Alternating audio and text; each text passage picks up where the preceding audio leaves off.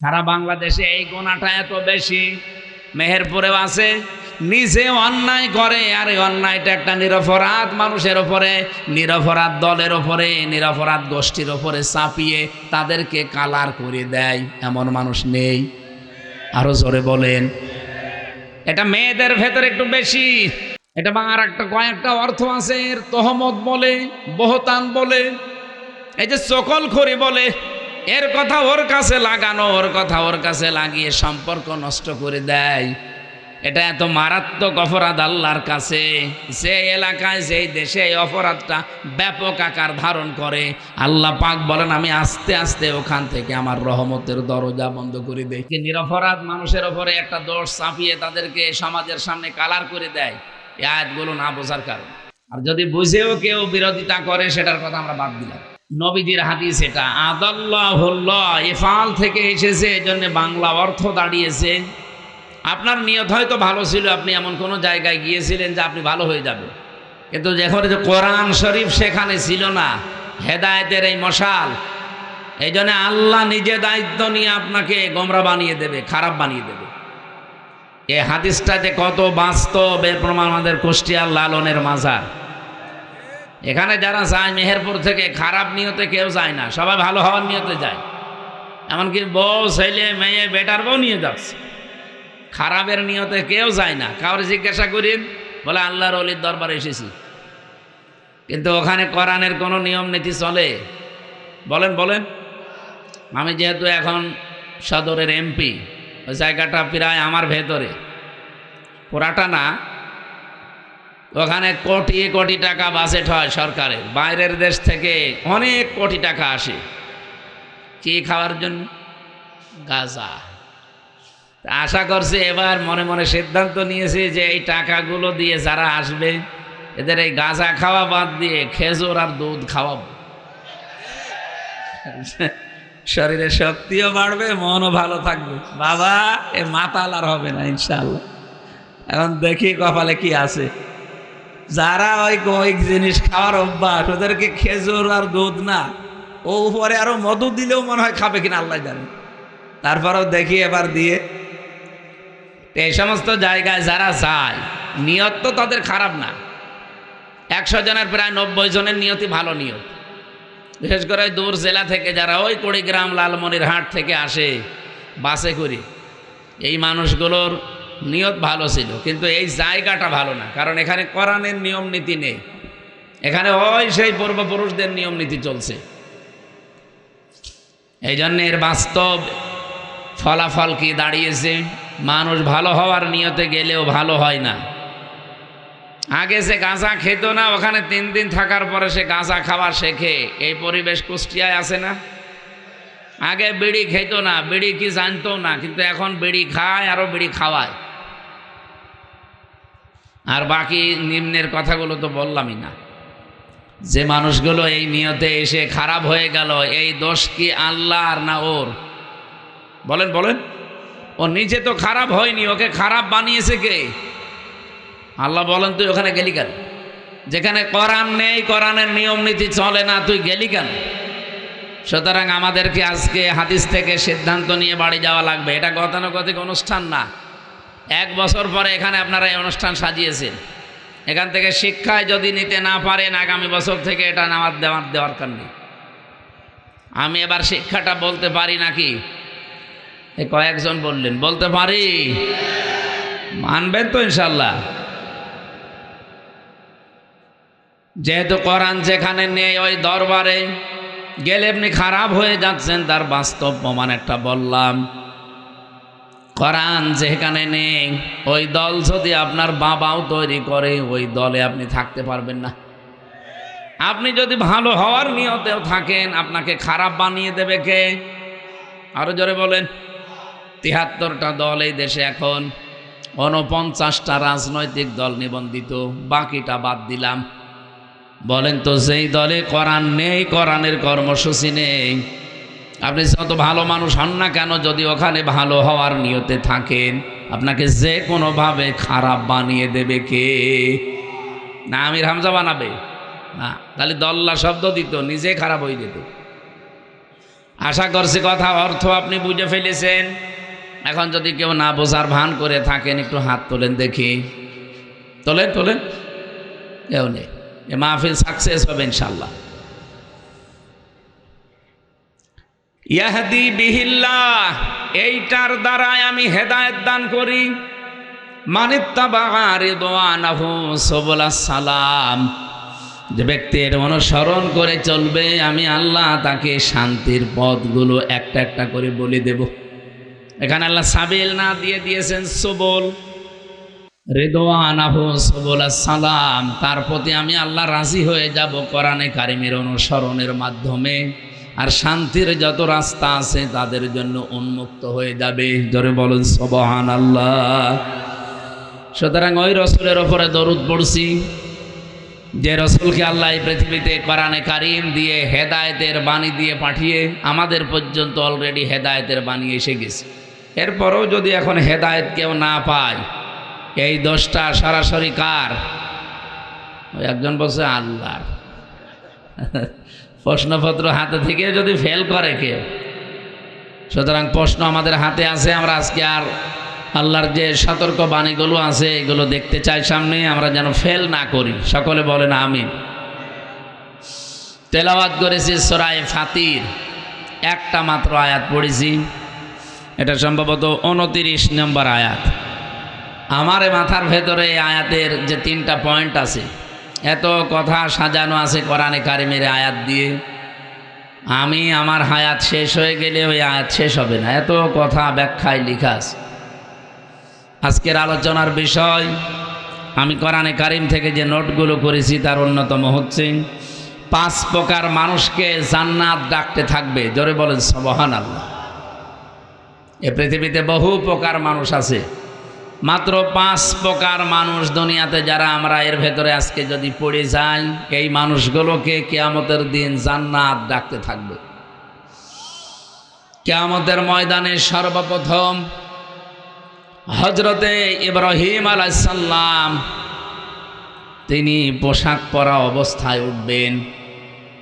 মুহাম্মদুর রাসূলুল্লাহ সাল্লাল্লাহু আলাইহি ওয়াসাল্লাম সেজদায় যে পড়ার কথা আমরা জানি, 1 2 3 বছর না 50 বছর একাধারে তিনি সেজদায় পড়ে থাকবেন। রব্বুল আলামিন বলেন জান্নাতের যে দরজাগুলো আছে সর্বপ্রথম প্রতিটি দরজা ডাক দিতে থাকবে মুহাম্মদুর রাসূলুল্লাহকে। এরপরে নবীদের ভেতরে হযরত ইব্রাহিম আলাইহিস সালামকে, আর সাধারণ চ্যানেলে আমরা মানুষ যারা আছি তাদের ভেতরে ডাক দেবে সর্বপ্রথম হযরতে আবু বকর সিদ্দিক রাদিয়াল্লাহু তাআলা আনহুকে। আমার প্রশ্ন, তিনি কি করেছিলেন? জান্নাতের দরজাগুলো তাকে ডাকতে থাকবে, তিনি কি করলেন দুনিয়ায়? তিনি যে হায়াত পেয়েছিলেন 200-250 বছর, তাও না, আমাদের মতোই হায়াত তার ছিল। এই 60-70 বছরের মতো হায়াত, 63 বছর তিনি বেঁচেছিলেন, তার জীবন থেকে পেয়েছি। কি এমন কাজ করে গেলেন যে জান্নাত তাকে ডাকতে থাকবে? নবীজি মাঝে মাঝে বলতেন, তাম পৃথিবীর আকাশে যে তারকাগুলো কেউ দেখতে পাও, যদি গণনা শুরু করো হয়তো একদিন গুনতে গুনতে শেষ হয়ে যাবে। হযরতে ওমর জীবনে মুসলমান হওয়ার পরে যে নেকির কাজে আঞ্জাম দিয়েছে, ওমরের নেকি শেষ হবে না। এটা শোনার পরে হযরতে আয়েশা সিদ্দিকা রাদিয়াল্লাহু তাআলা আনহা, নবীজির স্ত্রী, হযরতে আবু বকরের মেয়ে, তিনি একটু মনে মনে আফসোস করলেন যে মনে মনে যে আমার বাবার নামটা বললে একটু ভালো লাগতো। বিশ্ব নবী জানিয়েছিলেন হযরতে আবু বকর আমাকে যে পাহারা দিয়েছিল হেরা গুহার গারের সুরের ভেতরে 1 রাত, এখানে একটা রাতে পাহারা দিয়ে যে সওয়াব সে কামাই করেছে, হযরতে ওমরের সারা জীবনের নেকি দিলে ওই 1 রাতের নেকির সমান হবে না। হযরতে আবু বকরকে কিয়ামতের দিন যত উম্মত আমরা দুনিয়াতে আছি নবী রাসূল বাদ দিয়ে সব উম্মতের নেকি এক পাল্লায় দিলে আবু বকরের পাল্লা ভারী হয়ে যাবে। এত ফজিলতের কথা আছে আবু বকর সম্পর্কে। হযরতে আবু বকর সিদ্দিক জীবনে যেটা করেছেন তার অন্যতম এই, তিনি কোরআনে কারিমকে একত্রিত করেছিলেন। এই এক জায়গায় করার কারণে কিয়ামত পর্যন্ত যত মানুষ কোরআন পড়বে প্রত্যেকটি সওয়াব আমল নামায় হযরতে আবু বকরের অটোমেটিক চলে যাবে। এই জন্য আমরা পড়ে যা পাই উনি এমনিতেই তাই পেয়ে যান। কিয়ামত পর্যন্ত যত মানুষ আমরা দুনিয়াতে আসব, যত নেকি কামাই করতে পারবো আবু বকরের মতো নেকি হবে না। তাহলে আমরা এখান থেকে একটা শিক্ষা অলরেডি পেয়ে গেছি। জীবনে যেই কয়দিন আমরা বেঁচে আছি পৃথিবীতে কোরআন কেন্দ্রিক জীবন চালাতে চাই। এই কথা বলেন না কেন? আমরা কোরআন কেন্দ্রিক জীবন চালাতে চাই। আমি আজকে তাফসীরের ভেতরে আসার সময় দেখছিলাম এই পৃথিবীতে যত কাতার আছে, দুইটা কাতার আল্লাহর কাছে সবচাইতে প্রিয় এবং তিনি ভালোবাসেন দেখলেই। এক নম্বরের কাতারের নাম, যারা নামাজের কাতারে, নামাজ পড়ার জন্য যারা কাতার সোজা করে দাঁড়ায়, এই কাতারটা দেখলে আল্লাহ পাক খুশি হন এবং আনন্দ পান। দুই নম্বরের কাতারের নাম হচ্ছে ইন্নাল্লাহা ইউহিব্বুল্লাযীনা ইউকাতিলুনা ফী সাবিলিহি সাফফান কান্নাহুম বুনিয়ানুম মারসুস। অবশ্যই আমি আল্লাহ তাদেরকে বেশি ভালোবাসি, পছন্দ করি তাদেরকে যারা সীসা গলা প্রাচীরের মতো ঐক্যবদ্ধ হয়ে জমিনে দিন কায়েমের জন্য চেষ্টা চালায়। মেহেরপুরবাসী, আয়াতের মাঝখানে যে শব্দগুলো আছে প্রতিটি শব্দ এত গুরুত্বপূর্ণ। ইউহিব্বুল্লাযীনা ইউকাতিলুনা দেওয়ার পরে আল্লাহ যদি ফি সাবিলিহি না দিতেন এই আয়াত পড়তাম না। রব্বুল আলামিন বলেন, হ্যাঁ লড়াই সংগ্রাম করার জন্য কাতারবদ্ধ হয়, কিন্তু কাতার হওয়া লাগবে আল্লাহর রাহে দিন কায়েমের উদ্দেশ্যে। সীসা গলা প্রাচীরের মতো যারা ঐক্যবদ্ধ হয়ে কাতার দেয়। এ বাংলাদেশে বহু কাতার আমরা দেখতে পাই, সব কাতার আল্লাহর পছন্দনীয় ভালোবাসার। সব কাতার দেখলে আল্লাহ খুশি হন আনন্দ পান তা না। এই দুইটা কাতার আল্লাহর কাছে সবচাইতে প্রিয়। একটা নামাজের জন্য যে কাতার দেওয়া হয়, দুই নম্বরে যে কাতার দিন কায়েমের জন্য মানুষ সোজা করে। এর ভেতরে ব্যাখ্যা আছে। প্রথম নম্বর কাতারের প্রতি আল্লাহ তখনই সন্তুষ্ট হন যখন কাতারের শিক্ষাটা মানুষ নেয়। আজ 206টা দেশ আছে পৃথিবীতে, 195টা দেশ জাতিসংঘের আন্ডারে, 57টা দেশ আমরা মুসলিম। আমার মাঝে মাঝে এখন মনে হয় ইরানের এই দৃশ্য দেখে, ইসরায়েলের অবস্থা দেখে, বিশ্বের এই 200 কোটির উপরে আমরা মুসলমান আছি, কিছু না করে যদি নামাজের কাতারের শিক্ষাটা নিতে পারতাম, আমার মনে হয় ইসরায়েল পৃথিবীর মানচিত্র থেকে বিলীন হয়ে যেত। এত কিছুর পরও এখনো পর্যন্ত 57টা মুসলমান দেশ যারা দায়িত্বে আছে এখনো কাতারের শিক্ষা নিতে পারে নাই। অথচ অন্তত এই 57 দেশেই নামাজের জন্য কাতার সোজা করা হয়।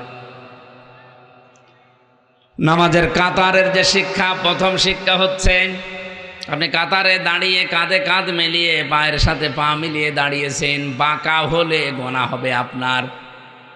এতগুলো কথা আমি ওই যে কাবা শরীফে উনি বারবার যান, আমি কয়েকবার গিয়ে এটা দেখেছি। কাবার ইমাম, মসজিদে নববীর ইমাম যতবার উনি নামাজে দাঁড়ান, প্রত্যেকবার নামাজ শুরু করার আগে অন্তত 3 বার এই কথাটা আরবিতে বলেন যে কাতার সোজা করো। আমি ওই সময় বুঝতাম না, কিন্তু এখন টের পাচ্ছি যে কাতার সোজা করার এত গুরুত্ব কেন দেওয়া হয়। এ পৃথিবীতে কাতার সোজা নেই, এই জন্য আজ আমরা বিশ্বে মুসলমানেরা মায়ের খাই 200 কোটির উপরে থাকার পরেও। এমনকি আমাদের এই বাংলাদেশেও 92% মুসলমান থাকার পরেও আমরা ভীত সন্তুষ্ট এবং মায়ের খাই। কিছু, আমি নাম নিলাম না তাদের কাছে। কাতারের শিক্ষা যদি আমরা নিতে পারতাম, এত দল বেদলে আমরা আজকে বিভক্ত হতাম না। এই জন্য ওই কাতারটা আল্লাহর কাছে যেহেতু প্রিয়, নামাজের এই কাতার থেকে আমরা এই শিক্ষাটা পরিবারে, সমাজে এবং রাষ্ট্রে এবার নিয়ে যেতে চাই। যেহেতু নামাজের ভেতরে কাতার দেখলে আল্লাহ খুশি হন, তার ভালো লাগে, আমরা এই কাতারটা যদি আজ পরিবারে, সমাজে, রাষ্ট্রে নিয়ে যেতে পারতাম, আমাদের দেশের ওপরে আল্লাহ খুশি এবং রাজি হয়ে যেতেন। আজকে থেকে কাতারটা একটু নিয়ে যাওয়া যায় না বাইরে? আমার তো মাঝে মাঝে এখন চিন্তা হয়, কাতারের শিক্ষা যদি মসজিদ থেকে বের করে আজকে এই বাউট বাজারে এখানে আমরা নিয়ে যেতে পারি। এই বাউট বাজারে যতগুলো অবৈধ জিনিস আছে কালকেই বন্ধ হয়ে যাওয়ার কথা। আমরা দেখেছি বাউট বাজারে আপনি যান, 570 টাকা দেশি মুরগি ওরা কিনে নিয়ে আসে, সর্বোচ্চ 20 টাকার উপরে লাভ করা সরকারি নিয়ম নীতিতে নেই। তাহলে আপনি 590 টাকায় সর্বোচ্চ বিক্রি করতে পারবেন। কত? আপনি বাউট বাজারে যে দেখেন 570 থেকে 90 না 650 টাকা বিক্রি হচ্ছে। আমি সেদিন কুষ্টিয়াতে ম্যাজিস্ট্রেট নিয়ে রেট দিয়ে এটা দেখলাম। এটা যদি কেউ ধরা পড়ে তার 1 বছর জেল হবে, 1 লাখ টাকা জরিমানা হবে। নামাজে যেভাবে কাতার সোজা করেছিলেন আল্লাহর একটা বিধান মানার জন্যে, এখানে আল্লাহর একটা বিধান মানা হবে, সেটার নাম সেজদা। নাম কি? আরো জোরে বলেন। এই সেজদার বিধান মানতে গিয়ে কত রকমের নিয়ম নীতি বানানো হয়। প্রতিদিন 5 ওয়াক্ত নামাজে আজান দেওয়া হয়, এর আলাদা মুয়াজ্জিন আছে, খতিব আছে, ইমাম আছে, খাদেম আছে। এই মসজিদটা পরিষ্কার করার জন্যে, রক্ষণাবেক্ষণার জন্যে এলাকার মানুষের দায়িত্বশীল আছে। প্রতি মাসে মাসে কমপক্ষে 30-40 হাজার টাকা খরচ হয় একটা মসজিদ, একেবারে নিম্ন যেটা গ্রাম অঞ্চলে সেইটাও, এতগুলো মানুষ চালাতে। এ শুধুমাত্র অনুষ্ঠান করার জন্যে এতগুলো মসজিদ তো দরকার না। এ অনুষ্ঠান থেকে আমাদেরকে শিক্ষা নেওয়া লাগবে। যদি সত্যি আমরা নিয়ে যেতে পারতাম, বাজারের এই অনিয়ম আমরা নামাজের কাতারের মানুষগুলোই সোজা করে ফেলতাম। কিন্তু নামাজের কাতার পর্যন্ত শেষ, বাউট বাজারে পর্যন্ত যেতে পারবেন না। তো এ কাতার দেখে তো আল্লাহর ভালো লাগবে না, এ কাতার দেখে আল্লাহ খুশি হবে না। কারণ কাতারের যে প্রথম শিক্ষাটা, এটাই আমরা নিতে পারলাম না। একটা বিধান পালন করতে যদি এত তীরের মতো সোজা হওয়া লাগে, আল্লাহর এরকম বিধান এখনো পর্যন্ত আছে 499টা। কোরআনে আল্লাহ 500 বিধান দিয়েছেন, আপনি তো একটা বিধান পালন করার জন্যই এত পাগল। 499টা বিধান আপনি পালন করবেন কবে? মেহেরপুরবাসী, গুরুত্বপূর্ণ বিষয়, খুব গুরুত্ব দিয়ে শুনবেন। নামাজের কাতার দেখলে যেহেতু আল্লাহ রাজি হয়ে যান, খুশি হন, আনন্দ পান, আমরা ওই কাতার এবার বাংলাদেশে তৈরি করতে চাই। এ কাতার ভেঙে দেওয়ার জন্য বহু ষড়যন্ত্র চলছে। রাম আর বাম অনেক আলেমকে তারা টাকা পয়সা দিয়ে কাতার যেন সোজা না থাকে তারা চেষ্টায় লেগে আছে। ঠিক বললেন বুঝে নাকি আন্দাজে? 2 নম্বরের কাতারের নাম যেটা আমরা পাই, তার নাম হচ্ছে জিহাদের ময়দানে যে কাতার আল্লাহর দিন কায়েমের জন্য সোজা করা হয়, এবং সীসা গলা প্রাচীরের মতো আমরা যারা অবস্থান নেই, এই বাংলাদেশে কাতারটা একেবারেই দুর্বল। আর দুর্বল হওয়ারও কারণ আছে। রব্বুল আলামিন বলেন, আল্লাহু ইয়াজতাবি ইলাইহি মাইয়াশা ওয়া ইয়াহদি ইলাইহি মাইয়ুনিব। আল্লাহু ইয়াজতাবি ইলাইহি মাইয়াশা, এখানে সরাসরি ফাইল কর্তা আল্লাহ নিজে। রব্বুল আলামিন বলেন, আমি যাকে নির্বাচিত করি, পছন্দ করি, ভালোবাসি। এ যেতে বা করা, যাকে আমি আল্লাহ চাই, এই মানুষকে আমি আল্লাহ এই জমিনে দিন কায়েম করার জন্য কাজে লাগিয়ে দেই। মেহেরপুরবাসী বাংলাদেশের সর্বকনিষ্ঠ জেলায় আপনারা আছেন। 2টা আসন নিয়ে এই জেলা শেষ। মেহেরপুরের গাং নিয়ে এক থানায় মনে হয় 1 আসন। বলেন তো, এখানে 4-5 লাখ মানুষ ভোটার আপনারা বাস করছেন। এখানে আমি যেটা বুঝেছি রব্বুল আলামিনের আয়াত অনুযায়ী সব চাইতে বেশি ভালোবাসবেন আল্লাহ তাদেরকে, তিনি তাদেরকে নির্বাচিত করে পছন্দ করে নিয়ে আসবেন দিন কায়েমের জন্য। যাদেরকে আল্লাহ পছন্দ করেন, নির্বাচিত করেন, কাদেরকে করেন বলে মনে হয় আপনার? আল্লাহ নিজের পরবর্তী শব্দে ব্যাখ্যা করে জানিয়েছেন, ওয়ায়াহদি ইলাইহি মাইয়ুনিব। সবাইকে আমি আল্লাহ এ পথে নিয়ে আসি না। এ জমিন আমার, এখানে বিধান চলবে আমার। এই নিয়মটা চালু করার জন্যে সবাইকে আমি আল্লাহ একেবারে পাইকারি হারে নিয়ে আসি না। যে লোকটা আল্লাহর দিকে ফিরে আসতে চায় মন থেকে, তাকে আমি আল্লাহ এই রাস্তায় কাজে লাগাই। এবার বাংলাদেশের দিকে তাকিয়ে বলেন, 54-55 বছর আমরা পার করে ফেলেছি। এ দেশে এখনো আল্লাহর বিধান রাষ্ট্রীয়ভাবে আমরা কায়েম করতে পারি নাই। এই জন্যে, কারণ 100 জনের 51 জন হওয়া লাগবে, তারপরে দেশে দিন কায়েম হবে। যেহেতু হয়নি, 100 জনের এখনো 51 জন, এই জন্য আল্লাহর বিধান ওই জমিনে কায়েম করা সম্ভব হচ্ছে না। বিদেশি চক্রান্ত যেটা আছে, চাপ আছে, ওটা বাদ দিলাম। আমরা তো মুসলমান, 92% অন্তত আমরা তো আছি। তাহলে আয়াতের সারমর্ম বা মূল শিক্ষা অনুযায়ী আমরা যেটা পেয়েছি, এ বাংলাদেশে সবাইকে আল্লাহ নির্বাচিত করে নাই, পছন্দ করে নাই, ভালোবাসে নাই, কারণ আমরা মন থেকে এখনো পর্যন্ত দিন কায়েমের কাতারে আসতে পারি নাই। আমি আশা করছি আমি যা বলেছি আপনি বুঝে ফেলেছেন। সুতরাং এই জমিনে আল্লাহ আপনাকে ভালোবাসে না বাসে না, জান্নাত আপনাকে ডাকবে না ডাকবে না, এটা আপনি নিজেই চিন্তা করে এবার বের করেন। রব্বুল আলামিন এই আয়াতের সারমর্ম এটা, আমি আল্লাহ যাকে নির্বাচিত করি। এখানে মনে করেন এই 30 জন মানুষ আমরা স্টেজে বসে আছি, এই 30 জনই কিন্তু এ জমিন যার বিধান চালু করবে তার, এ লাইনের লোক না।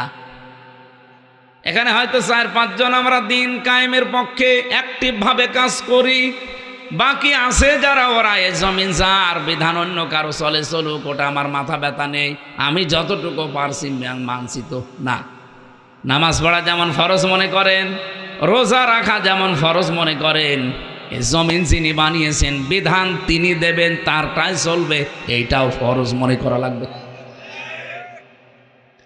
আমি কি বোঝাতে পেরেছি না নাকি আন্দাজে চিল্লালেন? হ্যাঁ, বুঝেছেন।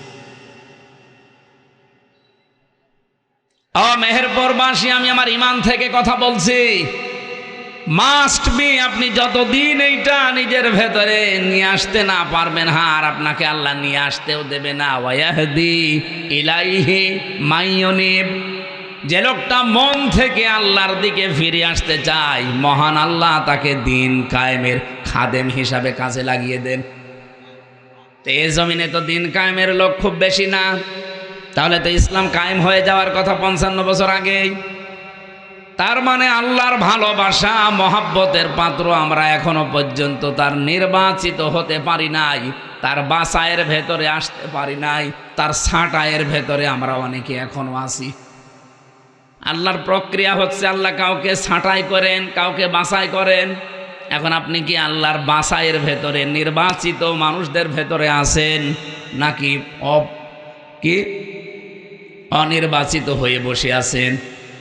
আমার তো মনে হচ্ছে আমরা এখানে যত মানুষ আছি সবাই আল্লাহর নির্বাচিত বান্দা বান্দির ভেতরে নেই, অধিকাংশ আছি অনির্বাচিত এবং অপছন্দনীয় বান্দা বান্দির ভেতরে। আপনার যে মানে আশ্চর্য লাগে না যে আমি না 1000 বছর হায়াত পেলাম, 1000 বছর পরে তোমার মরা লাগবে। আমি সেই কয়দিনই হায়াত পেয়েছিলাম, এই হায়াতের ভেতরে আমার কয়দিন মন থেকে চেষ্টা ছিল যে জমিন যার, এখানে বিধান আমি চালাতে চাই, তার কয়দিন ছিল আপনার মনে? সাহাবায়ে কেরাম যা অমর হয়ে আছেন, ওনারা কি বেশি দিন হায়াত পেয়ে অমর হয়েছেন? ওনারা 200 বছর 500 বছর বেঁচে ছিলেন তা না, আমাদের মতো এই 50 60 70 বছর বাঁচতেন। কিন্তু এখন ওই 1500 বছর পরে তাদের নাম শুনলে রাদিয়াল্লাহু তাআলা আনহু আনহা বলা লাগে, এমনি খেলা করার জন্য না, তারা মন থেকে দিন কায়েমের জন্য আল্লাহর দিকে ফিরে এসেছিলেন। আমি সহ আপনারা সবাই যেন উদ্বুদ্ধ হতে পারি, সবাই বলেন আমিন। ও মেহেরপুরবাসী, পাশের জেলায় বাড়ি, এই জন্য অনেক মায়া নিয়ে কথা বলছি আপনাদেরকে। ফিরে আসেন। আপনি বেঁচে থাকা অবস্থায় যদি আল্লাহর দিন কায়েমের চেষ্টা না করেন, তো আপনি বেঁচে থাকা আর কুকুর বেঁচে থাকা সমান। এটা একটু বেশি হয়ে গেল না? বেশি হয়নি, এটাই ঠিক আছে। আমি 1000 বছর হায়াত পেয়ে বেঁচে থেকে খাবার খেয়ে সন্তানাদি জন্ম দিয়ে বিশালের আকার মালিক হয়ে 1000 বছরে ক্ষমতার চেয়ারে থেকে করব কি? আমাকে তো আল্লাহ একটা উদ্দেশ্য নিয়ে জমিনে পাঠিয়েছিলেন। সে উদ্দেশ্যটাই এইটা যে জমিন আমার, এখানে বিধান চালাতে হবে আমার। আমি এখন এটা পারি নাই। 54 বছর চলছে মানুষের নিয়ম নীতি, আমিও শান্তিতে নেই, আমার এলাকাও শান্তিতে নেই। আফগানিস্তানে ছিলাম, আমি দেখেছি এখানে যে মানুষগুলো আল্লাহর বিধানটা কায়েম করে মনে হচ্ছে যে তারা জান্নাতের ভেতরে আছে। আপনি মেহেরপুরের ইসলামী ব্যাংক থেকে 20 লাখ টাকা নিয়ে এই বাউট পর্যন্ত খালি হাতে আসতে পারবেন? আসতে বলেন। আসতে হয়তো পারবেন, মনের ভেতরে কত রকমের চিন্তা আসবে আপনার। কোন জায়গায় হয়তো ছিনতাইকারী আছে, ডাকাত আছে, এমনকি পথের ভেতরে যদি ধরে টাকা দিতে না চান মেরেও ফেলতে পারে। নাকি বেশি বলে ফেললাম? আমি নিজের চোখে আল্লাহর বান্দা 20 লক্ষ মনে করেন বাংলাদেশের টাকা এরকম পলিথিনের ভেতরে নিয়েছে। 3 কিলোমিটার দূরে তার বাড়ি ব্যাংক থেকে। লোকটা গাড়ি পায়নি, এজন্য হেঁটে যাচ্ছে, টাকা তুলে মনে হচ্ছে বাজার নিয়ে যাচ্ছে সব টাকা। মনের ভেতরে তার কোনো চিন্তা নেই, কোনো ভয় নেই, একটাই মাত্র ভয় আছে যে আমার আল্লাহ দেখতেছে। বলেন সুবহানাল্লাহ। আমরা এইটা চাই ভাই। আমাদের 56,000 বর্গ মাইল যেদিন এরকম হবে তখন আমাদেরও অভাব থাকবে না। আজ তেলের জন্য কেন হাহাকার করা লাগবে? এদেশের যে সম্পদের অভাব নেই। ডক্টর ইউনূস বিদায় নেওয়ার সময় 6 মাসের খাদ্য এবং এদেশ চালানোর জন্য যে সরঞ্জাম লাগে উনি রেখে গেলেন। কি এমন হয়ে গেল 1.5 মাসের ভেতরে হাহাকার লেগে গেল? দায়িত্বে যারা আছেন খুব ভালো করে এটা যাতে রেকর্ড হচ্ছে, আর কালকে সংসদ আরম্ভ হচ্ছে, আমার ফলোর আসতেও পারে, কথা বলবো ঠিক এই ধাঁচেই। আশা করব আমরা আগামীর বাংলাদেশে যেন গজব হয়ে না দাঁড়ায়।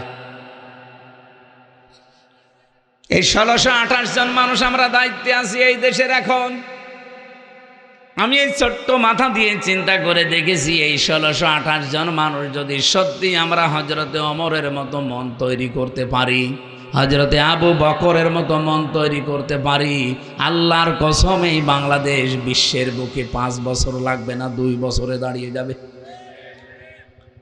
হজরত আবু বকরের সন্তান আব্দুল্লাহ, উনি এসে বলছিলেন, মা আমি পায়েস খেতে চাই।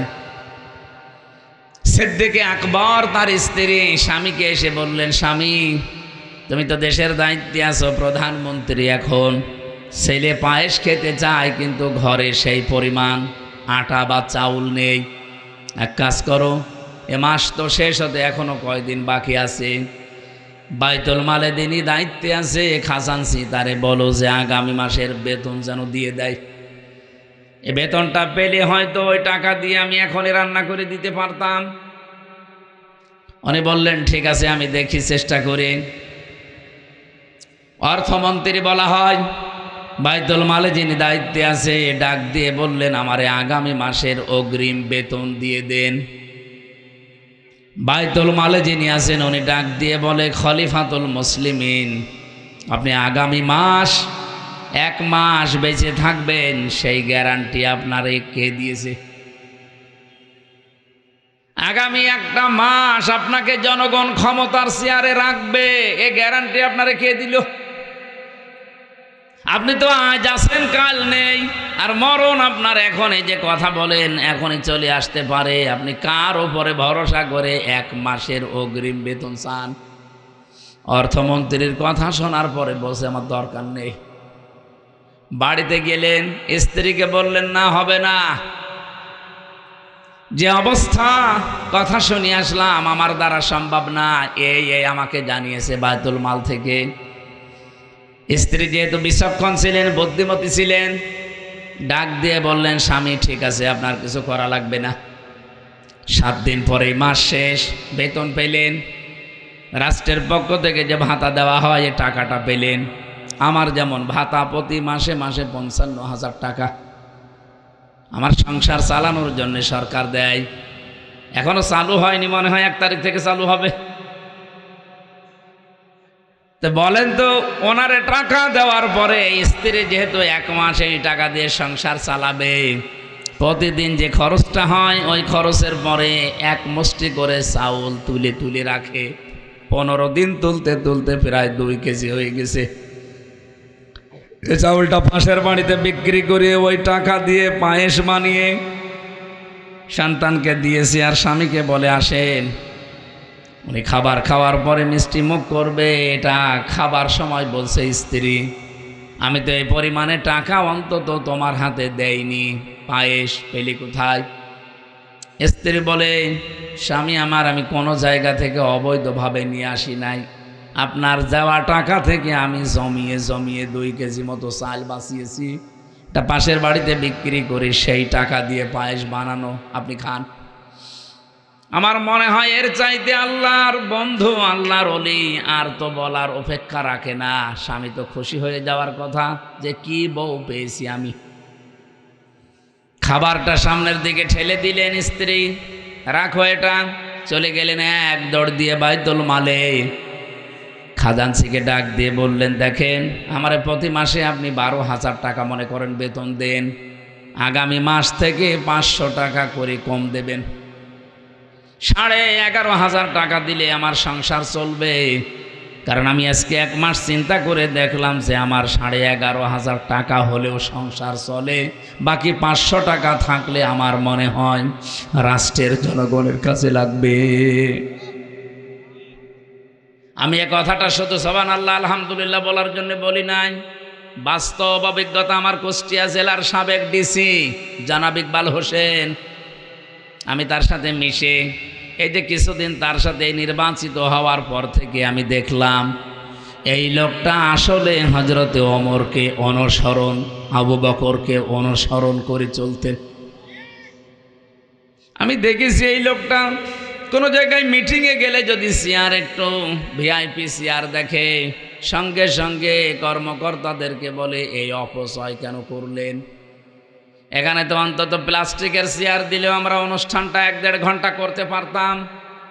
যেখানে 150 থেকে 200 টাকা দাম একটা চেয়ারের, সেই জায়গায় চেয়ার নিয়েছেন আপনি এক একটা 70,000 টাকা দিয়ে। এই প্লাস্টিকের চেয়ার কি 200-250 টাকা হবে না? বলেন। আপনি একটা চেয়ার নিয়েছেন আমাদের কুষ্টিয়ার পৌরসভার মেয়রের যে কক্ষে, যদি ওখানে 70টা চেয়ার থাকে, কমপক্ষে এক একটা চেয়ারের দাম 70,000 থেকে 1 লক্ষ টাকা করে, এমন ভিআইপি চেয়ার। মানে আমার সাথে ওই দিন মিটিংয়ে বলছিল, মাওলানা এই কাজটা না করে যদি এই জায়গায় অন্তত চেয়ারগুলো নরমাল দিয়ে এই প্রতি চেয়ার থেকে টাকা বাঁচিয়ে জনগণের পেছনে খরচ করা যেত, দেশটা আরো আগে দাঁড়িয়ে যেত। আমি এই জন্যেই বলেছি, বাংলাদেশে এই 1628 জন মানুষ আমরা যদি সত্যি ওমরের মতো, আবু বকরের মতো বানাতে পারতাম, এ দেশ আমরাও দাঁড় করিয়ে ফেলতে পারতাম। আমরা তো এমনি টার্গেট নিয়ে গিয়ে যাচ্ছিলাম না, এই সমস্ত কারণে। তারপরেও দেখতে পাচ্ছি বিরোধী দলের আমরা 77 জন যা হাতে নিয়েছি, যা করছি, সরকারি দলের লোকজনও এইটা করতে গিয়ে এখন ওদের মনের ভেতরে আমাদের ওপরে রাগ, নিজেও খায় না, খাইতেও দেয় না। কারণ আমরা বলেছি সরকারি কোনো ট্যাক্স ফ্রি গাড়ি আমরা নেব না, কোনো প্লট নেব না, ফ্ল্যাট নেব না, সরকারি যে সুবিধা ওটা আমার দরকার নেই। ওরা চিন্তা করছে বিরোধী দলে থেকে যদি না নেয় তা আমরা সরকারি দলে থেকে নিলে আমরা জবাব দেব কি। ওরাও ঘোষণা দিয়েছে আমরা নেব না। তো সবাই তো আর আল্লাহর ওলি না। ওদের 213 জনের ভেতরে যদি কয়েকজন বাদ দিয়ে আর 209 জন আছে, এই 209 জনের ভেতরে অলরেডি 3 ভাগ হয়ে গেছে। এক ভাগ বলছে নেব, আর একবার বলছে নেব না, আর মাঝখানের বলছে আল্লাহ যা করে। এরা মুসিবতে আছে। আমার ডাইনে বামে এমন এমন ভড়িয়ালা লোক আমি পেয়েছি, যেগুলো সিরিয়াল করা থাকে আগে থেকে। কে কোথায় বলবে আমরা জানিও না। আল্লাহর ইশারা ভেতরে যে দেখি আমার ডাইনে বামে সব ভড়িয়ালা, এমন বড় বড় ভড়ি। আমার মনে হয় ভড়ি ছিঁড়লে ওর ভেতর থেকে হয় ব্রিজ, কালভার্ট এগুলো বের হবে। মহিলারা ওদের দেখলে লজ্জা পাবে। রমিন ফারহানা আপা আছে, এরপরে যে মন্ত্রী পটলের মেয়ে আছে ফারজানা শারমিন, আমার মনে হয় এই তারপরে নায়াব ইসলাম ইউসুফ আস ফরিদপুরের। এই আপারা আমাদের সামনে। আমার মাঝে মাঝে চিন্তা হয় আল্লাহ আমার ডাইনে বামে যে অবস্থা, ও ম্যাডামগুলো যদি এদের পেটের দিকে তাকায় ভাববে আল্লাহ ছেলে মেয়ে হয় আমাদের আর পেট হয় হুজুরের পাশে 2 জনের। কি ভড়ি, ও কোন মারা যাবে ভড়ির উপর।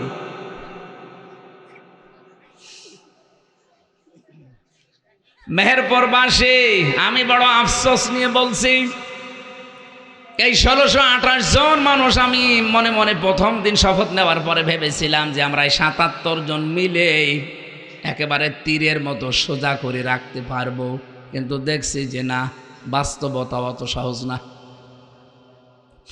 ওনাদের ভেতরে এখন কেউ ভারত প্রেমী, কেউ আমেরিকা প্রেমী, দেশপ্রেমী মানুষ খুবই কম। যাদেরকে চেয়েছিলাম ওই মানুষগুলোকে দায়িত্বই দেয়নি। এমন এমন মানুষ দায়িত্ব পেয়েছে দেশের প্রতি, যে আয়াত পড়ে সূরা নাহলের 91 নম্বর আয়াত পড়ে কসম করলো, শপথ নিল, সে আয়াতের একটা কথাও এখন তারা দুনিয়ার ফেরে বেপড়ে আর মানতে চায় না। মেহেরপুরবাসী আমি যে কথা তুলেছিলাম, রব্বুল আলামিন কোরআনে কারিমে পুরা কোরআন শরীফ পড়ে আমি এই সাবজেক্টটা বানিয়েছি। রব্বুল আলামিন 5 প্রকার মানুষকে জান্নাত ডাকতে থাকবে, তার ভেতরে অন্যতম প্রকার যারা দিন কায়েমের জন্য সীসা গলা প্রাচীরের মতো ঐক্যবদ্ধ হয়। আপনি আজকে থেকে যদি সত্যি এই লাইনে আসতে পারেন, আপনাকে জীবনেও আমি ওয়াজ করে নিয়ে আসতে পারবো না। আপনি মন থেকে যদি ফিরে আসতে চান, আল্লাহ পাক কোটি কোটি বান্দা বান্দি থেকে আপনাকে নির্বাচিত করবেন। জোরে বলেন সুবহানাল্লাহ। আর একটা সুসংবাদ আছে আয়াতে, ওয়াজাহিদু ফিল্লাহি হাক্কা জিহাদিহি ওয়াজতাবাকুম ওয়া মা জাআলা আলাইকুম ফিদ্দীনি মিন হারাজ মিল্লাতা আবিকুম ইব্রাহিমা হুয়া সাম্মাকুমুল মুসলিমিন। বলেন আমিন। সূরা হজের ভেতরে এসেছে, তোমরা চেষ্টা চালাবা, প্রচেষ্টা করবা, জিহাদ করবা, জিহাদ করার মতো সংগ্রাম করবা, করার মতো। ওয়াজাহিদু ফিল্লাহি হাক্কা জিহাদি হুয়া জিতাবাকুম, তিনি সে আল্লাহ যিনি তোমাদেরকে নির্বাচিত করেছেন।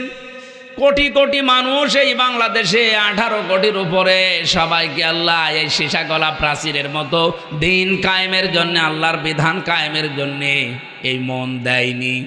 যাদেরকে দিয়েছে এদের ওপর যদি কোনো বিপদ আপদ আসে, এই বিপদ আমার আল্লাহ নিজে বলেন আমি দূর করে দেব, থাকতে দেব না। কথা বুঝেছেন আপনারা? এজন্য আমরা যারা সত্যি মন থেকে জমিন যার বিধান চালাবো, তার আমাদের পদ্ধতিতে ভুল থাকতে পারে, কিন্তু ইখলাস যদি আমাদের থাকে, মন থেকে যদি আমরা কাজ করতে পারি, আল্লাহর কসম বিপদ আপদ ষড়যন্ত্র আসবে আমরাও জানি। আমি জেলখানায় 3 বছর একটা দোয়া বেশি বেশি পড়েছি, আল্লাহুম্মা ইন্না নাজআলুকা ফি নুহুরিহিম ওয়া নাউযু বিকা মিন শুরুরিহিম। হে আল্লাহ, তোমার পথে চলতে গিয়ে যে বাধা বিপত্তিগুলো আসে, এগুলো হয়তো আমি কন্ট্রোল করতে পারবো না, আমি মোকাবেলা করাও সম্ভব না। এই যত ষড়যন্ত্র আছে, যত দুর্বিসন্ধি হচ্ছে, সব কিছুর মোকাবেলায় আল্লাহ তোমাকে আমি রাখলাম। জোরে বলেন আমিন। আজ আমাদের এই ছোট্ট বাংলাদেশ নিয়ে যে ষড়যন্ত্র চলছে, এর মোকাবেলায় আমরা কাকে রাখবো বলেন তো? কারণ আমাদের তো সেই ক্ষমতা, সেই শক্তি এখনো হয়ে ওঠেনি।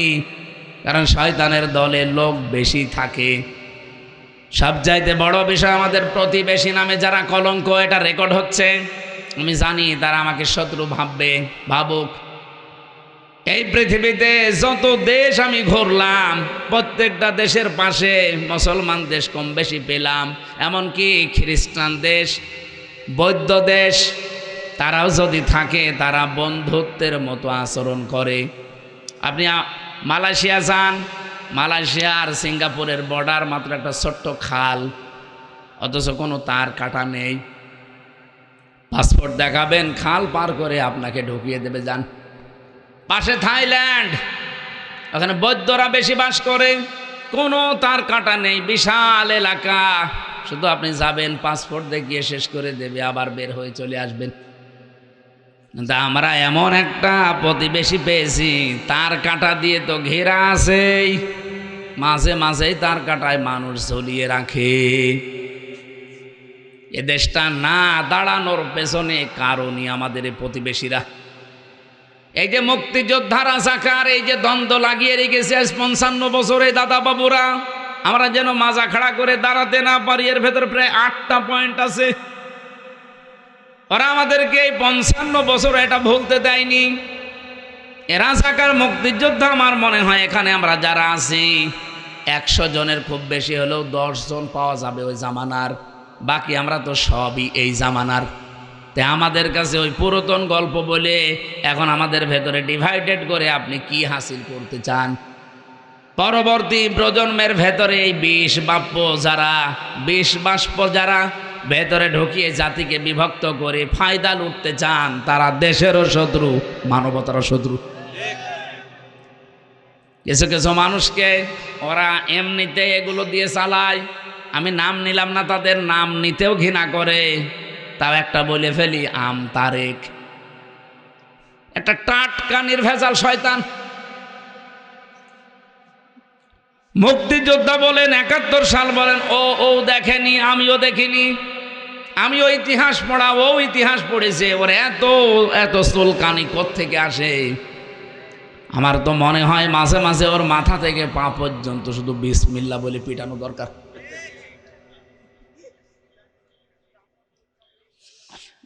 আমার উদ্দেশ্য ছিল যেটা বলা, রব্বুল আলামিন এই যে দিন কায়েমের পথে যদি আমরা সত্যি মন থেকে ইখলাসের সাথে টিকে থাকতে পারি, কোনো চিন্তা করবেন না, কোনো ভয় করবেন না। যত বিপদ আপদে আসবে, যত ষড়যন্ত্র আসবে, কোনো বিপদ আল্লাহ স্থায়ী হতে দেবে না, এগুলো সব দূর করে দেবে কে? আল্লাহর উপরে আমাদের নেই। আরো জোরে বলেন, আছে কিনা? যে 5 প্রকার মানুষকে এই পৃথিবীতে জান্নাত ডাকতে থাকে, তার 1 নম্বরে যেহেতু এরা, আপনি আছেন কিনা এবার ভাবেন। আর আপনি থাকবেন না এ কারণে, কারণ আপনি মন থেকে এখনো আল্লাহর দিকে ফিরে আসেননি। 2 নম্বরে আজকের তেলাওয়াতকৃত আয়াতের ভেতরে আছে, ইন্নাল্লাযীনা ইয়াতলুনা কিতাবাল্লাহ, নিশ্চয় যারা তেলাওয়াত করে আল্লাহর কিতাব। কার কিতাব? আরো জোরে বলেন। এই আয়াতের ব্যাখ্যায় একটা হাদিস পেয়েছি, এদিকে তাকান, নাকি শেষ করে দেব? নবীজি বলেন, মান ক্বারাআল কুরআনা ফাস্তাযহারাহু ফাহাল্লা হালালাহু ওয়া হাররামা হারামাহু আদখালাহুল্লাহুল জান্নাহ ওয়া শাফাআহু ফি আশারাতিন মিন আহলি বাইতিহি কুল্লুহুম ক্বাদ ওয়াজাবাত লাহুন নার। তিরমিজি শরীফের হাদিস। আল্লাহর নবী বলেন, যে ব্যক্তি কোরআন শরীফ পড়ে, আরে কোরআনে কারিম পড়ার পর এর হালাল বিষয়গুলো হালাল জানার পরে মেনে নেয়, হারাম বিষয়গুলো হারাম জানার পরে ছেড়ে দেয়। বলতে যত সহজ মনে হইল আমার কাছে, শুনতে যত সহজ মনে হচ্ছে আপনার কাছে, বলেন তো এটা মেনে চলা অত সহজ? আরো জোরে বলেন। শব্দের দিকে খেয়াল করে পড়েছেন কোনদিন হাদিসটা শুনেছেন? মান করাল কোরআনা, যে ব্যক্তি কোরআন পড়ে। এখানে আমার মনে হয় 100 জনের কমপক্ষে 70 জন মানুষ কোরআন শরীফ এদিক ওদিকে পড়তে পারবেন। কথা বলছে না কেন? ফাহাল্লা হালালাহু ওয়া হাররামা হারামাহু, এর হালালকে হালাল জানার পরে যারা মেনে নেয়। আমরা তো হালাল জিনিস কতগুলো জানি, এরপরও আমরা মানতে পারি না।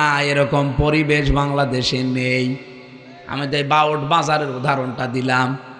আপনি হালাল কিছু জানার পরও মানতে পারবেন না।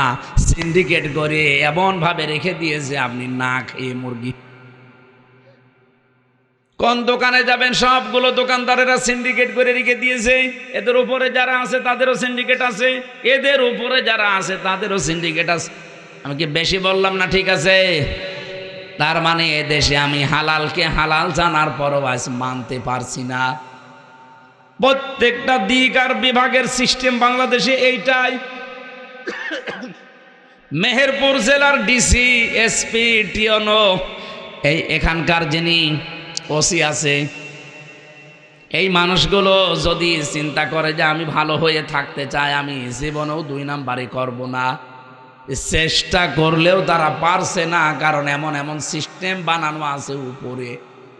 এই মেহেরপুর জেলার ডিসি হয়ে আসতে হলে তারে কমপক্ষে 20 কোটি টাকা দিয়ে আসা লাগে।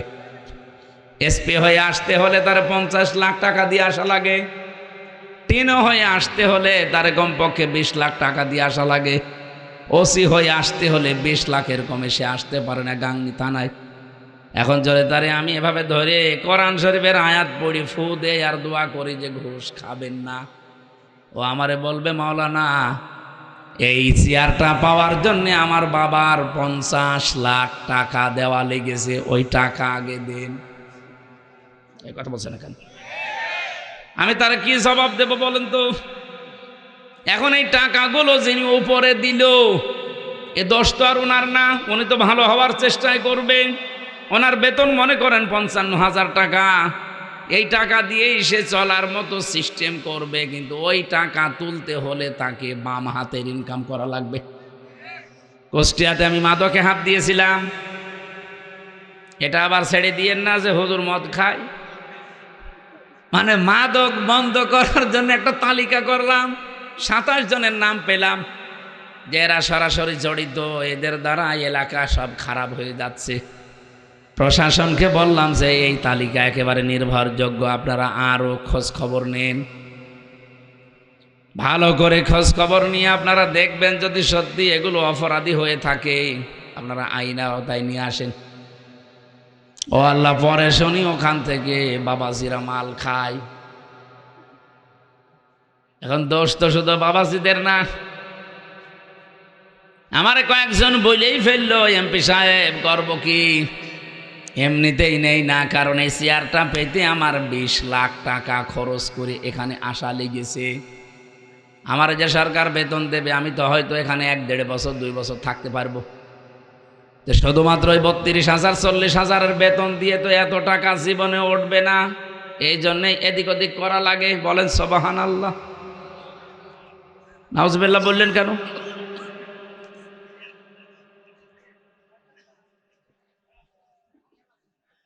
যাদের তালিকা করে দিলাম তারা এই রাত 10টা 11টা 12টায় আমার বাড়িতে নিচতলায় এসে বলে মাওলানা হুজুর মানুষ এমপি হয়েছেন, অসুবিধা নেই, আমাদের নামে তালিকা দেন। আমাদের কাছে তো বাবাজির আগে জিনিস নিয়ে যায়, তালিকা যতই দেবেন ধরবে না।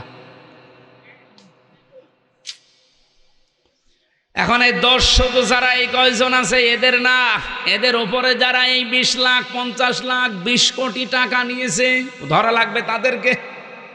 এই জন্যই বলছিলাম 1628 জন মানুষের মন যতদিন পর্যন্ত আবু বকরের মতো ওমরের মতো তৈরি না হবে, এ দেশে শুধু ওয়াজ নসিহত করে ভালো করা সম্ভব না।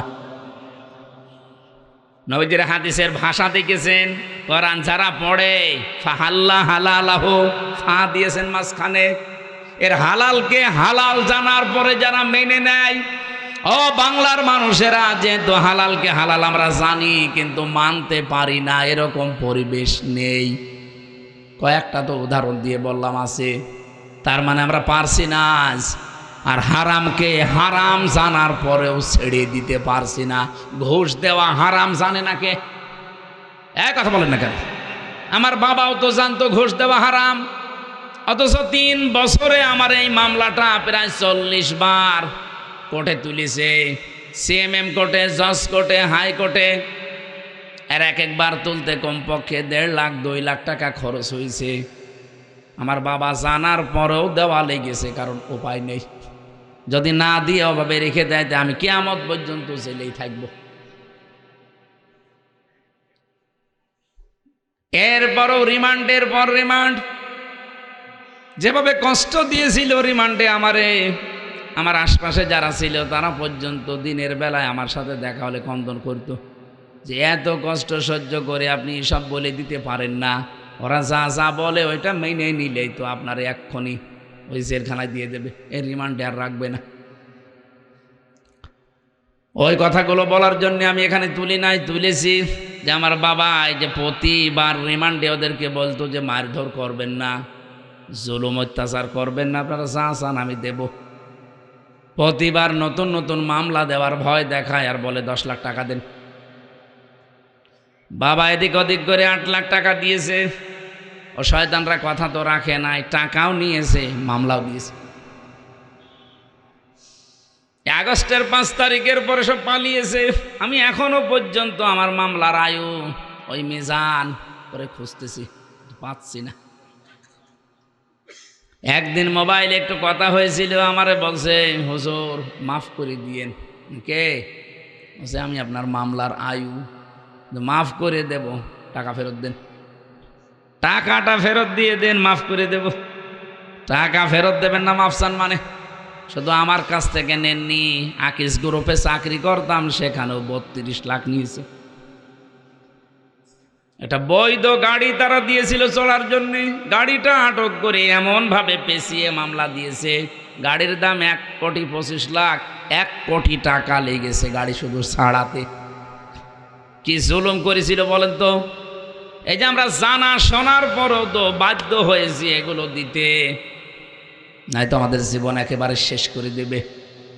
এই হাদিসটার বর্ণমানি ছিল, আপনি কোরআন পড়েন, হালালকে হালাল জানার পরে মেনে নেন, হারামকে হারাম জানার পরে ছেড়ে দেন।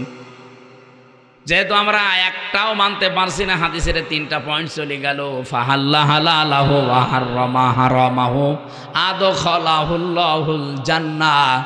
নবীজি বলেন আল্লাহ তাকে যেন জান্নাতে দিয়ে দিয়েছে। সুবহানাল্লাহ বলতে পারেন না? আল্লাহ তাকে জান্নাতে দেবে এ কথা এখানে নেই। আদখলা ইদখিলু এটা বর্তমান, ভবিষ্যৎ তার না না এটা মাজি, মাজি অতীতের শব্দ। আদখলা ইদখিলু এটা অতীতের শব্দ। নবীজি বলেন যদি সত্যি কোনো এলাকায় কোনো দেশে কোরআন মানুষেরা পড়ে আর এর হালালকে হালাল জেনে মানতে পারে, হারামকে হারাম জানার পরে ছেড়ে দিতে পারে, এমন পরিবেশ আল্লাহ তৈরি করে দেবে, মনে হবে যেন ওটা জান্নাত হয়ে গেছে। আদখালাহুল্লাহুল জান্নাহ, আল্লাহ তাকে জান্নাতে প্রবেশ করিয়ে দিয়েছে। মানুষ তো মারা গেলে জান্নাতে যাবে, অথচ এই হাদিসের বাণী কি? আদখালাহুল্লাহুল জান্নাহ, সে যেন জান্নাতে চলে গেছে। সুবহানাল্লাহ বলতে পারেন না? তা আমরা তো মরার আগে এরকম একটা জান্নাত চাচ্ছিলাম, কিন্তু হয়নি, আমাদের কপালে হয়তো নেই, আর আমাদের চেষ্টা ওইভাবে হয়নি। আল্লাহ যেন আগামীর পৃথিবীকে এরকম একটা জান্নাত বানিয়ে দেন, বলেন আমিন। নবীজি বলেন এতটুকুই শেষ করিনি, সত্যি যারা এইভাবে কিতাবকে পড়তে পারবে, ওয়াকামুস সালাতা, আর দুনিয়াতে যারা বেঁচে থাকতে নামাজকে কায়েম করার চেষ্টা চালাবে।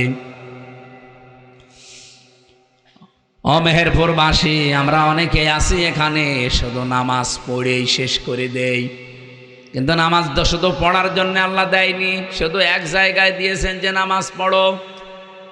এই পৃথিবীতে নামাজকে দাঁড় করাতে হবে রাষ্ট্রীয়ভাবে, সামাজিকভাবে, পারিবারিকভাবে, ব্যক্তিগতভাবে নামাজ যেন দাঁড়িয়ে যায়। আজ বাংলাদেশে যে হইচইগুলো চলছে বিভিন্ন জায়গায় এই যে নিয়োগ দেওয়ার জন্যে, যদি মুসলমানের এই দেশে এই নিয়মটা আমরা করে দিতে পারতাম রাষ্ট্রীয়ভাবে, যে নামাজ কায়েম যারা করবে তারাই বিভিন্ন জায়গায় চাকরিতে পদায়ন হবে, আমার মনে হয় বেনামাজি মানুষকে কেউ ঝাড়ু দাঁড়ু নিত না। রাষ্ট্রীয়ভাবে নামাজের কায়েমের সিস্টেম হয়ে গেলে এই দেশে বেনামাজির জন্য ওয়াজও করা লাগতো না। এজন্য আমরা সর্বাত্মক চেষ্টা চালাচ্ছি যে তোমরা ৭৭ জন মনে হয় পারবো না, কারণ একটা বিল পাস হতে হলে ১৫১ জন লাগবে। বাকি যারা আছে ওরা যদি একটু সাই না দেয় তো আমরা শুধু চিল্লা পাল্লা করেও কিছু হবে না।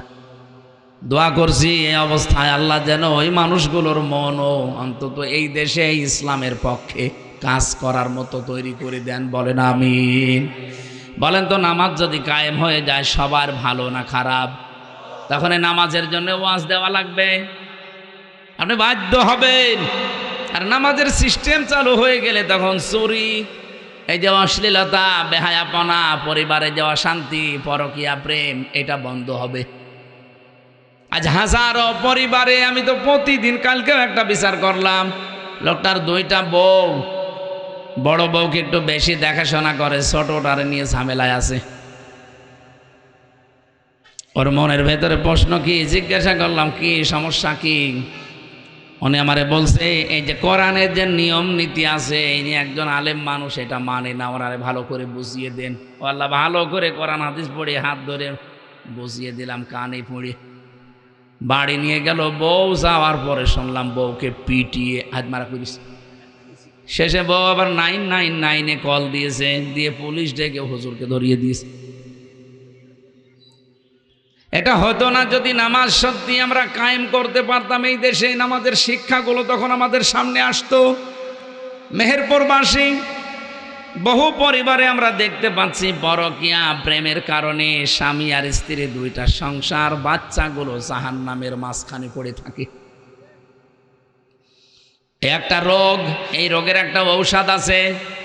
যারা এখানে আছেন যে বিয়ের পরে 1-1.5 মাস, 2 মাস, 5 মাস নিজের বউ ভালো লাগে, এরপরে 2 বছর 3 বছর পরে আর নিজের বউ ভালো লাগে না, অন্যের বউ দেখলে কেমন যেন ভালো লাগে। এরকম মানুষ নেই? নিজের বউ প্রথম ভালো লাগতো, এই 2-2.5 বছর 5 বছর পরে আর নিজেরটা ভালো লাগছে না, অন্যেরটা দেখলেই কেমন যেন ভালো লাগে। এরকম আছেন কারা? হাত তোলেন তো। নেই, এখানে নেই।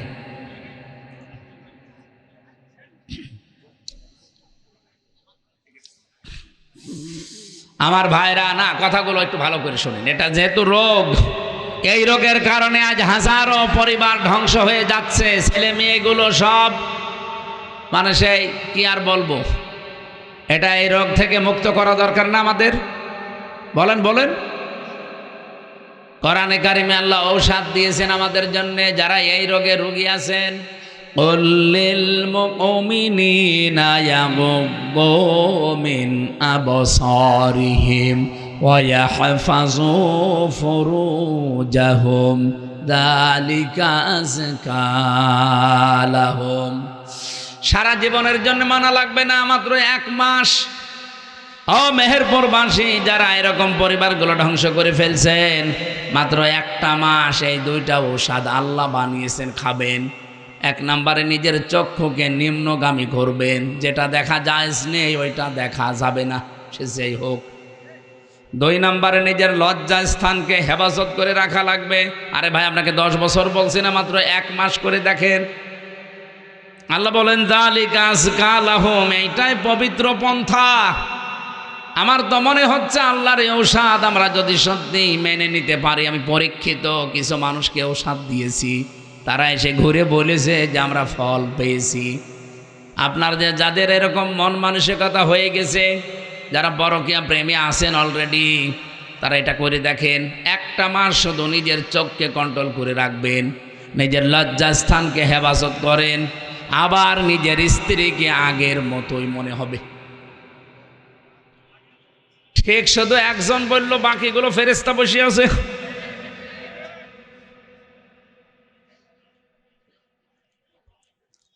নামাজ আমাদের দেশে কায়েম থাকলে এই পারিবারিক জীবনের যে অবক্ষয় এটা বন্ধ হয়ে যেত, আমরা বন্ধ করতে পারতাম। ওয়ানফাকু মিম্মা রাযাকনাহুম সিররা ওয়া আলানিয়া, তোমরা খরচ করবে তোমাদের মালকে, সম্পদকে, রিজিককে প্রকাশ্যে এবং গোপনে। এখানে যে রিজিকের শব্দ দেওয়া আছে, রিজিক মানে শুধু খাবার না। ওসি সাহেব যে চেয়ারে বসে আছে ওইটাও রিজিক। আমি এমপি যে চেয়ারে বসে আছি আমার কুষ্টিয়া, এটাও আমার রিজিক। যত মানুষ অসহায় অবস্থায় আসবে, এই চেয়ারটার যে ক্ষমতা এই দেশে সরকার দিয়েছে, এটাকে কাজে লাগিয়ে মানুষের বিপদ আপদ দূর করার সর্বাত্মক চেষ্টা করা, এটার নাম রিজিক। আল্লাহ বলেন এ খরচ করার জন্য যদি প্রকাশ্যে গোপনে মানুষ চেষ্টা চালায়, ইয়ারজুনা তিজারাতাল লান তাবুর, এ মানুষগুলো আশা করতে পারে এমন একটা ব্যবসার, যেই ব্যবসা করলে কোনো ক্ষতি নেই, কোনো লস নেই। জোরে বলেন সুবহানাল্লাহ। পৃথিবীতে ন্যায় বিচার যারা কায়েম করতে পারে, এই মানুষগুলোকে জান্নাত কিয়ামতের দিন ডাকতে থাকবে। 4 নম্বরে পেয়েছি যারা যৌবনে আল্লাহর ইবাদত বন্দেগী করে, এই মানুষগুলোকে কিয়ামতে জান্নাত ডাকতে থাকবে। 5 নম্বরে দুনিয়ার জীবনে যারা অন্যের উপরে দোষ না দিয়ে নিজের উপরে দোষ চাপিয়ে নেয়, তাদেরকে ডাকতে থাকবে। সারা বাংলাদেশে এই গোনাটা এত বেশি, মেহেরপুরেও আছে। নিজে অন্যায় করে আর এই অন্যায়টা একটা নিরপরাধ মানুষের উপরে, নিরপরাধ দলের উপরে, নিরপরাধ গোষ্ঠীর উপরে চাপিয়ে তাদেরকে কালার করে দেয়, এমন মানুষ নেই? আরো জোরে বলেন। এটা মেয়েদের ভেতরে একটু বেশি। এটা আর একটা কয়েকটা অর্থ আছে, এর তহমত বলে, বহতান বলে, এই যে চকলখড়ি বলে, এর কথা ওর কাছে লাগানো, ওর কথা ওর কাছে লাগিয়ে সম্পর্ক নষ্ট করে দেয়। এটা এত মারাত্মক অপরাধ আল্লাহর কাছে। যে এলাকায় যেই দেশে এই অপরাধটা ব্যাপক আকার ধারণ করে, আল্লাহ পাক বলেন আমি আস্তে আস্তে ওখান থেকে আমার রহমতের দরজা বন্ধ করে দেই।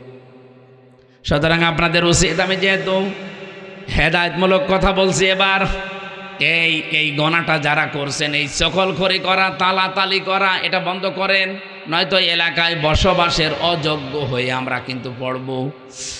মুসা আলাইহিস সালামের জামানায় একবার বৃষ্টি বন্ধ ছিল অনেক দিন। চাটিয়াল ময়দানে সবাইকে নিয়ে দোয়া করলেন, আল্লাহ বৃষ্টি দাও। 3 বার দোয়া করার পরে বৃষ্টি হয় না। মুসা নবী তো রাগী নবী, রেগে গেছে। ডাক দিয়ে বলে রব্বুল আলামিন, এগুলো নয় আমার উম্মত, আমার মায়া লাগে, কিন্তু তোমার তো বান্দা, তোমার মায়া লাগে না। আল্লাহ বলেন মায়া লাগে, কিন্তু বৃষ্টি দেব না। উনি বলছেন না দেওয়া লাগবে।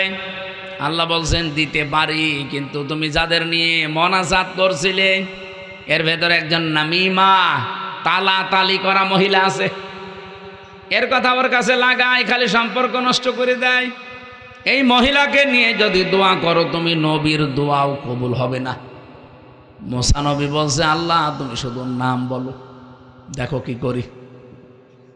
আরে ঘাট ধরে বের করে দেয়। আল্লাহ বলছেন না, আমি নিজেই নাম ধরতে কথা বলে পছন্দ করি না, আর এখন আমি নাম ধরলে তুমি সবার ভেতরে অপমান করবা। উনি বলছে আল্লাহ আমি তো আর আলিমুম বিজাতিস সুদূর না, যে মানুষের মনের খবর জানি, তা আমি জানবো কি করে যে অন্যায়টা ও করছে।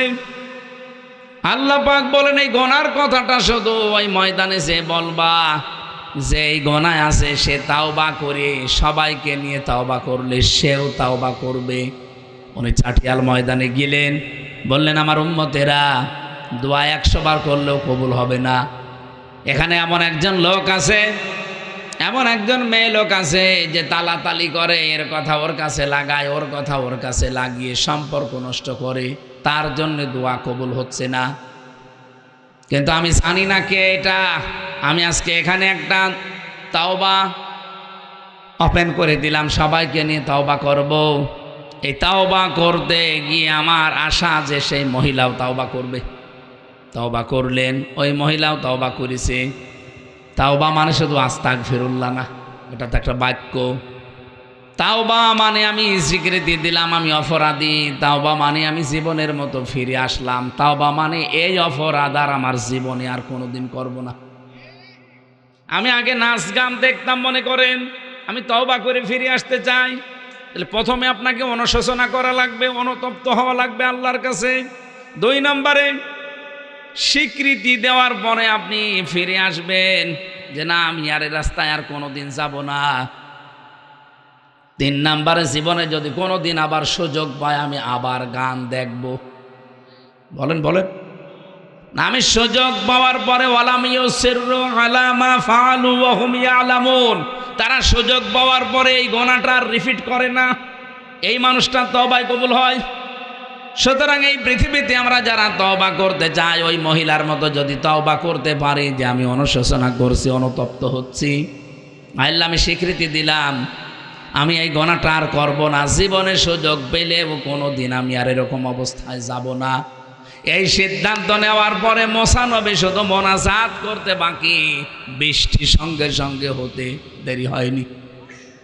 মেহেরপুরবাসী এইরকম গুনাহ যেহেতু আমাদের এলাকায় অহরহ চলছে, এই জন্য আল্লাহর বহু রহমতের দরজাগুলো আল্লাহ বন্ধ করে দিচ্ছে। এখন তো এপ্রিল মাস এখনো শুরু হয়নি, মার্চ মাস শেষে, অথচ এত গরম তো হওয়ার কথা না। রব্বুল আলামিন বলেন সাহারাল ফাসাদু ফিল বাররি ওয়াল বাহরি বিমা কাসাবাত আইদিন নাস লিইউযিকাহুম বা'দাল্লাযী আমিলু লাআল্লাহুম ইয়ারজিউন। জলে স্থলে যে বিপদ আপদ মুসিবতগুলো দেখতে পাও, এগুলো আমি একটাও পাঠাতে চাই না, সব তোমাদের হাতের কামাই করা ফসল। সুতরাং আমরা নিজেরা পরিবর্তন হওয়ার চেষ্টা করি, আল্লাহ আমাদের তৌফিক দিন, বলেন আমিন। যে 5 প্রকার মানুষের নাম বললাম কোরআন থেকে, আপনি কোন প্রকারে আছেন নিজের সাথে মিলান। আল্লাহ যেন এই 5 প্রকারের যে কোনো এক প্রকারে আমাদের কবুল করেন, বলেন আমিন। 1 নম্বরে যারা দিন কায়েমের জন্য ঐক্যবদ্ধ হয়, 2 নম্বরে যারা কোরআনে কারিম তেলাওয়াত করে, 3 নম্বরে এই জমিনে যারা নামাজ কায়েমের জন্য চেষ্টা চালায়, 4 নম্বরে যারা ন্যায় বিচার কায়েমকারী হয়, 5 নম্বরে যারা যৌবনে ইবাদত করে এবং মানুষের দোষ চর্চা বন্ধ করে। আল্লাহ আমাদেরকে 5 প্রকারের ভেতরে যেন শামিল রাখেন, বলেন আমিন।